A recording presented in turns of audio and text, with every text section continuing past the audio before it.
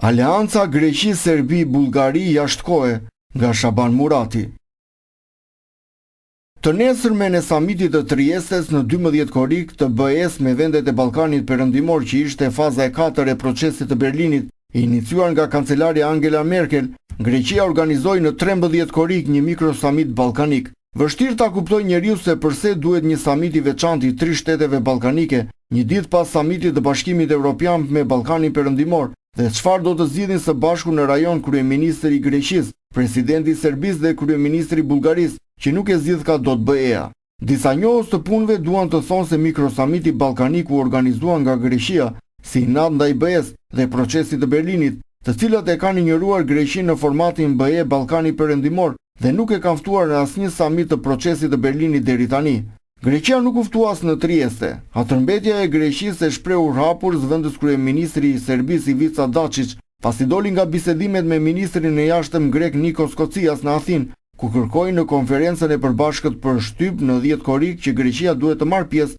në samitin e Triestes. Në planin diplomatik është e vështirë të shpjegohet nevoja e këtij samiti apo aleanca trepalshe midis Greqisë, Serbisë dhe Bullgarisë. Sidomos e paqartë është arsyeja e pjesëmarrjes së Bullgarisë, e cila nuk ka marrëdhënie të posaçme me ta, siç kanë me njëra tjetrën Greqia dhe Serbia, të cilat po atë ditë më 13 korrik në Selanik përuruan samitin e Këshillit të Lartë të Bashkëpunimit Dypalësh. Zyrtarisht u tha, siç thekson edhe gazeta greke Kathemerini në 13 korrik, se në fokusin e samitit trepalësh është çështja e sigurisë dhe stabilitetit në Ballkanin Perëndimor. Pas punimeve të samitit të fuqive të mëdha evropiane në Trieste dhe angazhimin gjithnjë më të ngushtë të BE-s për sigurinë dhe stabilitetin e Ballkanit Perëndimor, nuk mund të mos ngres supes për këtë detyrë të stërmadhe që i vë vetes mikrosamiti i Selanikut dhe që është përtej shpatove të treshes së Selanikut. Së pari lind kurreshtja për të ulumtuar se kush ja kërkoi dhe kush u angarkoi këtyre 3 shteteve detyrën e sigurisë dhe të stabilitetit të Ballkanit Perëndimor.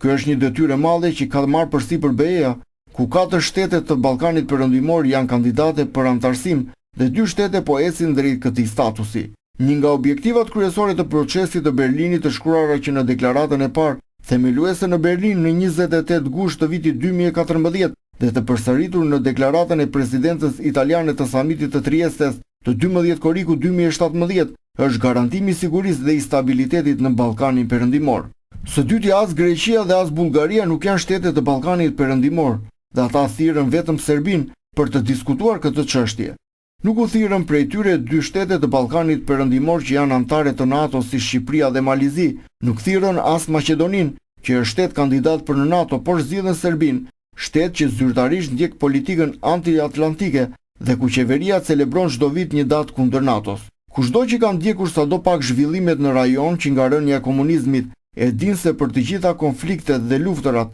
tranzitrat dhe krizat në vendet e Ballkanit, ndihma dhe zgjedhjet kanë ardhur vetëm nga BE-ja dhe nga NATO, të cilat kanë garantuar stabilitetin dhe sigurinë rajonale. 12 shtete ballkanike janë anëtare të së vetmes organizate rajonale SEE-CP, ku bëjnë pjesë dhe 3 shtete të mikrosamitit të Selanikut, por SEE-CP me 12 shtete nuk ka qenë në gjendje të zgjidhë as edhe krizën më modeste në rajon gjatë 22 viteve, e jo më të zgjidhë 3 shtete prej tyre. Nuk kuptohet se çfarë sigurie dhe stabiliteti do të sjellë në Ballkan Serbia, e cila mban të ndezur detonatorët e 2 vatrave konfliktesh të ngrira në Bosnjë-Hercegovinë dhe në veriun e Kosovës. Çfarë sigurie mund të sjellë Serbia, që është aleati strategjik i Rusisë në të gjitha drejtimet, përfshirë edhe atë ushtarake, e cila pas pushtimit të Krimes nga Rusia po zhvillon çdo vit manovra ushtarake me forcat ruse në territorin e saj, ka ngritur bazën ushtarake ruse të Nishtit dhe po ndërton edhe një bazë tjetër ruse në Vojvodin, e cila po armatoset me armë të sofistikuara ruse,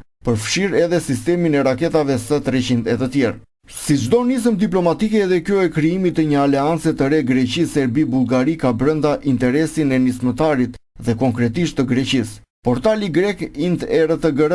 shkruan në 13 korrik se samiti është një përpjekje për të forcuar rolin rajonal të Greqisë. Është konfirmimi i një ambicie konstante të shtetit dhe të diplomacisë greke për të lozur jo vetëm rol kryesor, por edhe rolin e lokomotivës në Ballkan, siç e pat përkufizuar dikur Gjorgjos Papandreou. Një ambicie që daton qysh që nga shembja e komunizmit dhe Greqia kishte avantazhin e të qenit i vetmi shtet antar i Bashkimit Evropian në Ballkan, por një ambicie të jetë jashtë mundësive dhe kapaciteteve të Greqisë. Pikërisht këtë pamundësi në shkallë rajonale Athina kërkon ta kompensojë me lojën miskine ballkanike të grupimeve të vogla shtetesh që të kenë qendër Greqinë. Kjo lojë diplomatike është bërë obsesion i ministrit të jashtëm grek Ocias me qëllimin e krijimit të grupeve të njëpasnjeshme të mozaikut të influencë greke në rajon. Në këtë linjë duhet të jetë edhe grupimi i tanishëm Greqi, Serbi, Bullgari. Diplomacia greke është përpjekur të organizojë edhe grupimin Greqi, Bullgari, Rumani, grupimin Greqi, Serbi, Maqedoni,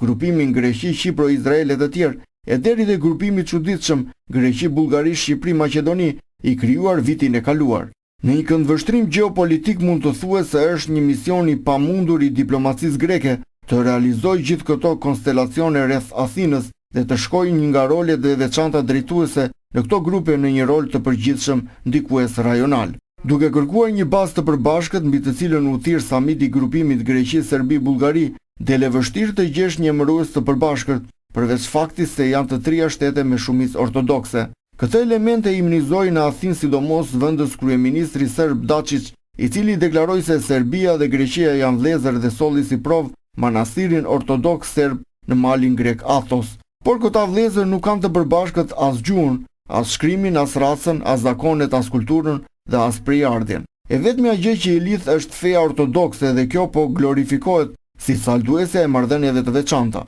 Por aleancat e shteteve mbi baza fetare jo vetëm nuk janë burim sigurie dhe stabiliteti, por në rajone si Ballkani mund të bëhen lehtësisht vata tensionesh të rrezikshme. Profilet vetare të grupimeve të shteteve dobësojnë bazën e integrimit euroatlantik të rajonit dhe u interesojnë shteteve me strategji ndërhyrje në rajon si Rusia, e cila sipas burimeve të mirë informuara ka përkrahur në kanale diplomatike krijimin e grupimeve apo të një aleance të tri shteteve ortodokse. Është mirë të ulumtohet se çfarë propavie strategjike ka dhe kujt i drejtohet demonstrimi i forcës nga ky grupim i ri në ditën e samitit. Presidenti i Serbisë Aleksandar Vučić deklaroi se Greqia, Bullgaria dhe Serbia nuk janë trier, por 10 herë më të fuqishme së bashku se sa janë individualisht, duke theksuar: "Ne jemi gati për të gjitha çështjet të veprojmë së bashku në përgjigje të sfidave të brendshme dhe të jashtme." Kryeministri i Bullgarisë Bojko Borisov deklaroi në Selanik: "Tre popull bashk, ne nuk jemi tri vende, por 10 herë më të fuqishëm." Kryeministri i Greqisë Aleksis Tsipras deklaroi se ka rreziqe të destabilizimit e ekstremizimit të fuqizuar dhe një influencë në rritje të vendeve të treta në Ballkan. Për te mentalitetit të njohur ballkanik të mburavezve popullore shtetëror, nuk mund të mos lind pyetja se në cilën adres drejtohet ky akërim diplomatik fuqie nga mikrosamiti. Çdo shtet ballkanik që e sheh veten jashtë këtyre grupimeve sekretare ndjen nevojën të bëjë analizën e vet për pasojat afashkutra apo afatgjata që mund të vijnë për stabilitetin dhe për marrëdhëniet ndërrajonale. Është e drejtë që Shkupi të shtrojë pyetjen se si mund të diskutohet në mikrosamitin e këtyre tri shteteve për Maqedoninë, pra për një shtet të tretë, ku Maqedonia nuk është e pranishme atje, dhe se si mund të diskutohet në Selanik megaprojekti si kanali lumor Selanik-Beograd, që do të kalojë nëpër vardarin e Maqedonisë dhe nuk do të ftohet shteti përkatës. Është e drejtë edhe më e madhe e Shqipërisë të analizojë këto zhvillime, tendenca dhe rryma arkaike ballkanike, të cilat përsëritin skema të vjetra historike dhe në forma të ndryshme, direkte ose indirekte, mund të cënojnë interesat e Shqipërisë, të Kosovës dhe të kombit shqiptar. Unë mendoj se duhet të shërbejë si një sinjal alarmi deklaratat provokative e zëvendës kryeministrit serb Ivica Dačić në konferencën e shtypit me ministrin e jashtëm grek në 10 korrik, se ne duhet të komunikojmë rregullisht dhe dinamikisht për të konsideruar çështjet rajonale që kanë të bëjnë me çështjen e influencës në faktorin shqiptar në rajonin ton. Është era e parë që ministri i jashtëm serb përdor shprehjen influencë e faktorit shqiptar në rajon dhe bën thirrje publike për bashkëveprim greko-serb kundër faktorit shqiptar në rajon. Është një provokim i cili meriton një reagim dhe notë zyrtare proteste nga Shqipëria, e cila nuk duhet të kalojë me serinitet këto atakime shtetërore serbe, në një kohë që ministri i punëve të jashtme Dačić bën rregullisht protesta për mesazhet e urimit të qytetarëve kur projektohen në muret e kryeministrisë në Tiranë. Faktori shqiptar në rajon paraqet zyrtarisht nga Serbia si rrezik rajonal dhe Kocia si mbajti ison, duke deklaruar se ne diskutuam për zhvillimet në Shkup, në Kosovë dhe në Ballkanin Perëndimor. Këto zhvillime tregojnë se qarqet tradicionale antishqiptare në Ballkan nuk janë korrigjuar aq shumë sa mendojnë disa prej shqiptarëve dhe me gjithë modën politike. Këto zhvillime tregojnë se qarqet tradicionale antishqiptare në Ballkan nuk janë korrigjuar aq shumë sa mendojnë disa prej shqiptarëve dhe me gjithë modën politike europiane që ndjekin, nuk e kanë bërë katarsisin e aspiratave negative ndaj kombit shqiptar. Mikrosamiti i grupimit Greqi, Serbi, Bullgari tingëllon si remishens e geopolitikës së erët të diplomacisë ballkanike të kohës së luftës së parë ballkanike. Është një projekt politik jashtëkohë, mund të flasësh sa të duash me retorikën patetike të vizioneve futuriste të Ballkanit, por e vërteta është më e hidhur nga sa mendohet. Janë zhvillime dhe situata të cilat shpresojnë se do të ulin në tokë kozmopolitët, internacionalistët dhe levantitët në Tiranë, të cilët e shohin zhvillimet në rajon Garet.